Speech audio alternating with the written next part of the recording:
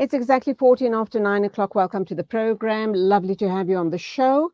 And we are being told that South Africa risks economic collapse as a Transnet strike hits ports with billions on the line.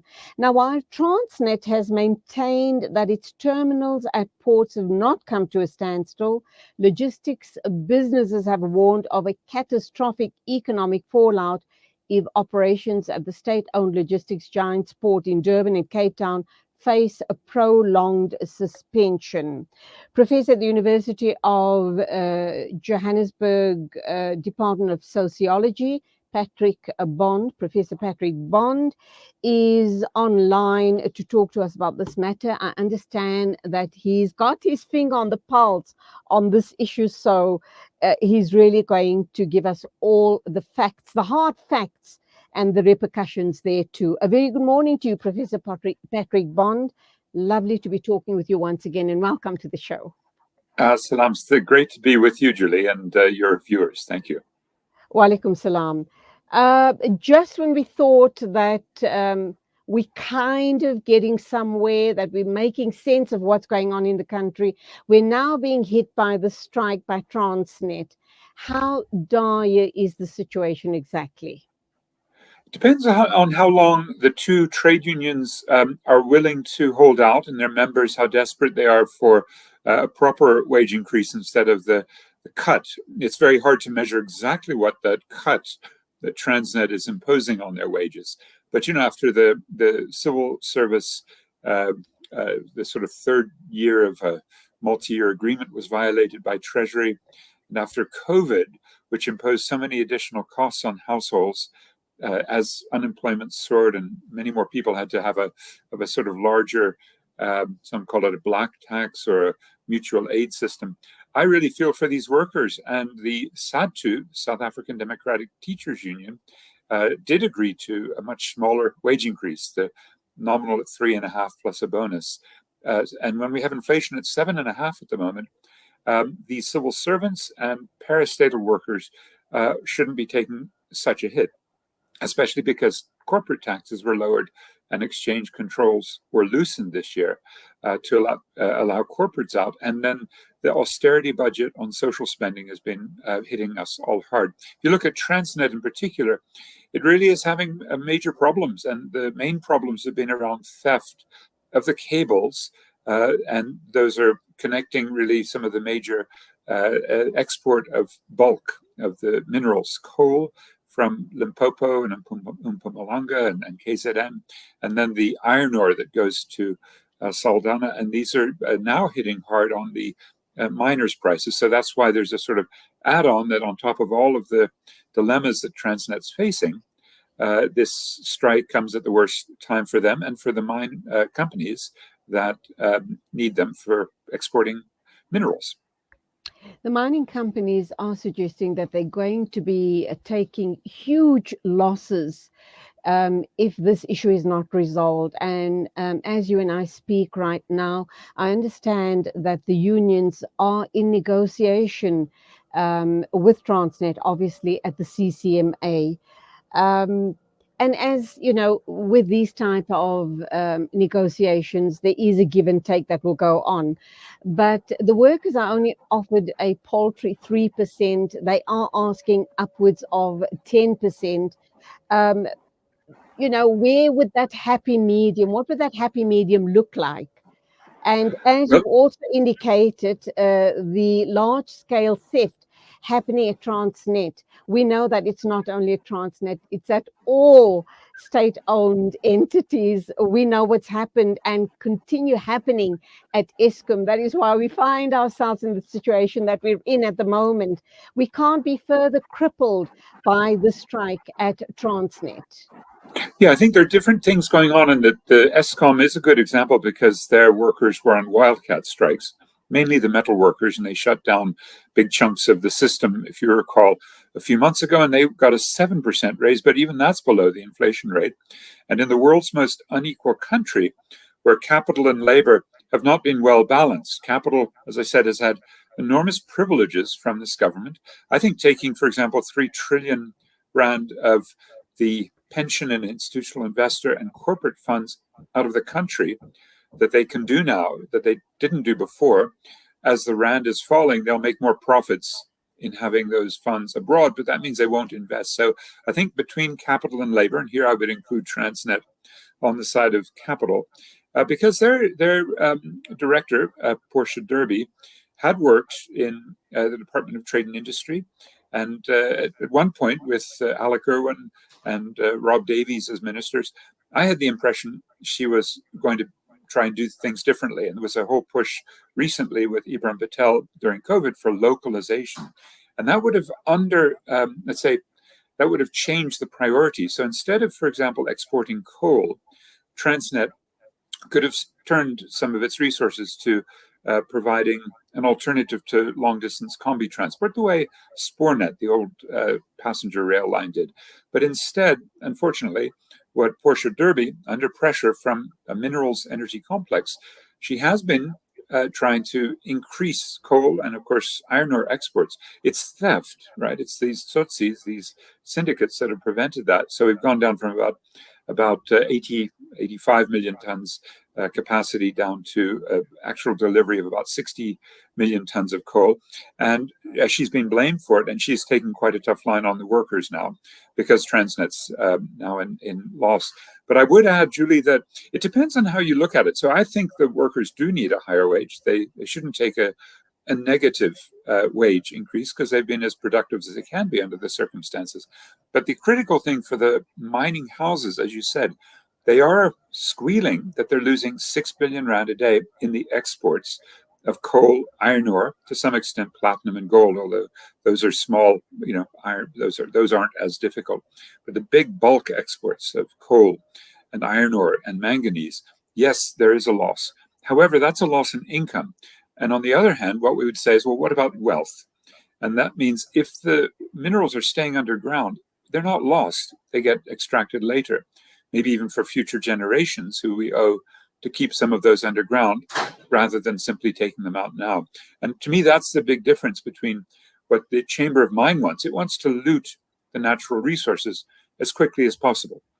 And what I think patriots would want is to use the resources to get the best return, including for future generations. So I'm not worried that we are losing because it may be an income shrinkage because the mining houses can't use Transnet.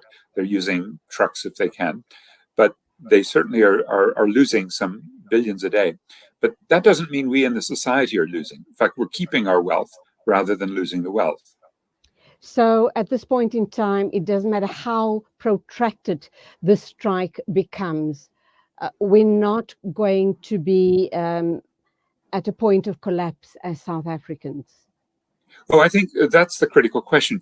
If we export coal and it's burned and we have more rain bombs that hit Durban, 500 people died in one day, April 11, then we suffer more rapid collapse. So if we don't export coal, if we leave it underground, we have less climate collapse. So I would make those kinds of arguments against economists and the Chamber of Mines, and they never think really about a broader set of values. And I think exporting coal, 60 million tons a year, and the number one project in the country, Presidential Infrastructure Coordinating Commission, Strategic Integrated Project number 1 from the National Development Plan, Cyril Ramaphosa was the co-chair of that, is to export 18 billion tons of coal from Mpumalanga, but also Limpopo. And then there's another 220 billion tons in Botswana. So I desperately hope that the failure of this project so far, partly thanks to the Guptas corrupting the locomotive acquisition from China South Rail, which bribed some of the affiliates of the Guptas that were up at the top of Transnet, like Salim Issa, Iqbal Sharma. And that bribery and the corruption has actually saved us from potentially a carbon bomb from Botswana. So I think Transnet needs a complete overhaul if it continues to want to do these bulk exports without a full cost-benefit analysis on the climate and on the depleted natural wealth. And if we can do that sort of thing, I think it's, on the 50th anniversary of the first big Transnet strike in Durban, 1973, it's really important to ask, what do we want out of our state transport? I would love to see public transport. In Germany, in the summertime there, they offered for €9 a month. Everyone could go on any train or bus the whole month, right? Except Wow. for intercity fast trains. And if we could push Transnet, Spornet, the Prasa and the metro rails and the bus systems to actually do that sort of public transport, well, it would be enormously valuable for climate and for working class people. We're a long way away from even where the Germans are on that sort of commitment to a different transport system. And instead, Transnet is simply all about exporting South Africa's wealth to foreign buyers, people who will burn the coal, create more climate chaos. We're a couple of 100 years behind Germany. That's all I can say on that comment of yours. Although they are, I must say, Julie, they're incredibly hypocritical, right?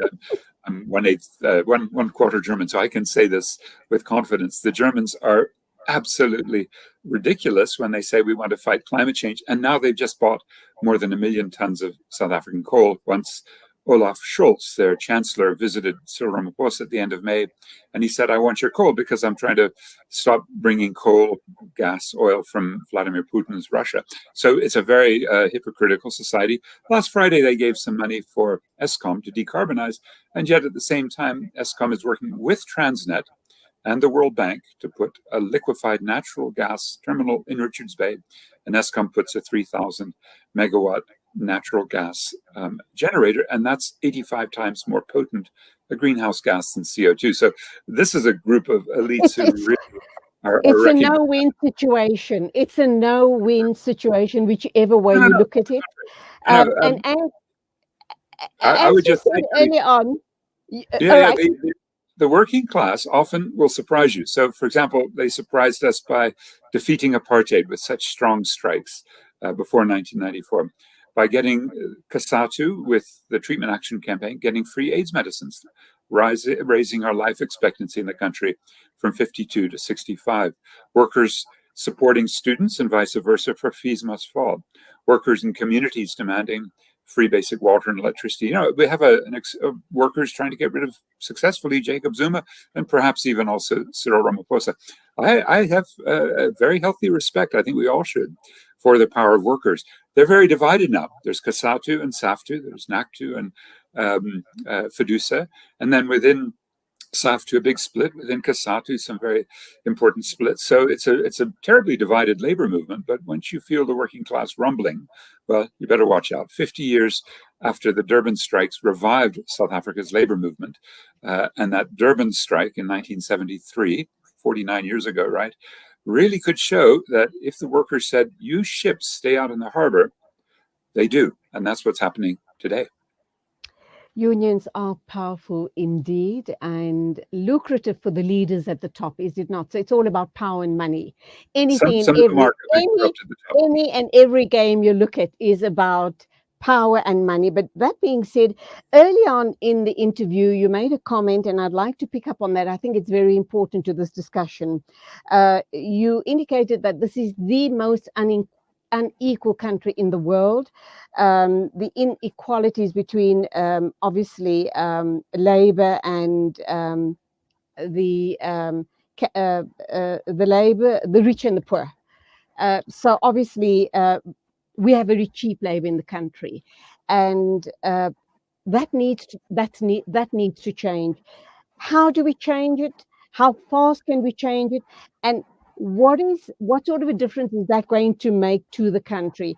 Would that then indicate, if we pay market related salaries to labor, that we'll see the end of strikes, we'll see the end of thievery, we'll see the end of thuggery, we'll see our state owned entities running smoothly without any sabotage? Oh, I would hope so. Now, look, the main thing is to sort out this macroeconomics. Exchange controls could stop those illicit financial outflows, 7% a year, according to Treasury. Those are big companies, especially Western multinationals, but also from China, from the BRICS bloc. And they basically are misinvoicing and doing other tax dodges. And if we could keep that money in the country with tighter exchange controls instead of what Enoch Godongwana, the finance minister, Lesego Kanyako, the Reserve Bank governor, continue to do, which is liberalize, there'd be more money. The question is, how can you direct it to fixed investment, because again, last week the Reserve Bank's new data showed terribly unsatisfactory fixed investment. And there, I think if the private sector is in a sort of a very, very stagnant period and isn't willing to invest, then the state has to take over. And that would include some of the things that Ibrahim Patel has sometimes talked about, but obviously with a green imperative, that is to say, a just transition from decarbonized, sort of from the decarbonized sectors. We can get off of coal-fired power plants. There's huge potential for new jobs in publicly subsidized or community-run or socially owned ways of restarting our economy, so it isn't so addicted to fossil fuels. And my sense then is then you can do some cost benefit, and you say, well, what is the merits of taking workers who are in high carbon, sort of smelting and deep mining and automobiles and metals and all these heavy industrial, petrochemical, all these sectors, and get them to work in decarbonizing the economy and also preparing us for these kind of climate catastrophes. You simply look at Durban, where I used to live for 15 years. You can see how slow they are to repair the damage from the rain bombs of April 11 and May 21. They simply haven't even begun stormwater drainage. The housing you can measure in a few hundred small units that have been built, in comparison to about 14,000 houses seriously destroyed during the rain bomb. There's plenty of work out there, but our government really is, we're run by a former coal mining tycoon who keeps his US dollars under his mattress rather than reporting them to the Reserve Bank, apparently, at Pala Pala. And until we can get rid of that mentality and those personalities in the government, your Gwede Mantashes, Andre de Ruyter at Eskom, and Vali Moose at the Presidential Climate Commission, all of these characters have been part of this problem of fossil addiction for so long. Then, maybe 2024, we'll see some change of leadership and a change of approach. Well, I think that's going to be a long time in coming. I'm very cynical, but hey, I may be wrong. My final question to you: what's the best outcome as far as this current Transnet strike is concerned? Well, look, let me push that a little further, because, Julie, I'm sympathetic to your desire to have things fixed immediately. Our electricity, even in Johannesburg, our water system falling apart. But it may be that we need what Thabo Mbeki warned of, an Arab Spring, a North African-style democratic uprising. It began in December 2010 with the frustrations of a fruit merchant who was slapped with an International Monetary Fund imposed value-added tax for the first time, and his name, Mohamed Bouazizi, and in self-immolating, a tragic act of sacrifice, he sparked a democratic uprising that got rid of, in Tunisia, a very corrupt regime, not that dissimilar. And I think it was very revealing that former President Thabo Mbeki is very frightened of that kind of democratic upsurge, which makes me more excited that perhaps the Transnet workers, just as they did 50 years ago in Durban, when they had the 1973 strikes, and they prepared and they well organized and they made demands that ranged from their own dignity as Black workers during apartheid to wages. And then they connected to communities and to students. And those are the sorts of connectivities we've had just the inklings of. And we've done it sector by sector since 1994. But the time is ripe, and I think people are desperate. The subjective conditions, the objective conditions are there, whether the leaders of these movements, community, labor, women, youth, environment, can actually find themselves in some sort of united front. Yeah, that remains to be seen, but it's happening all over the world. Sri Lanka a few weeks ago, too. All I can say to you is that everybody has a price. If you give them the right price, then they will settle. They'll even sell their souls. What can I say? Professor Patrick Bond, University of Johannesburg, sociologist. Thank you indeed. I so enjoy talking with you. Hopefully we will connect up again shortly. Go well. Thank you very much. I hope so too. Okay. It is exactly 9:34. News and views right here on Salam Media. We are standing by to talk with CEO Gideon Joubert of Dear South Africa. Do stay with us.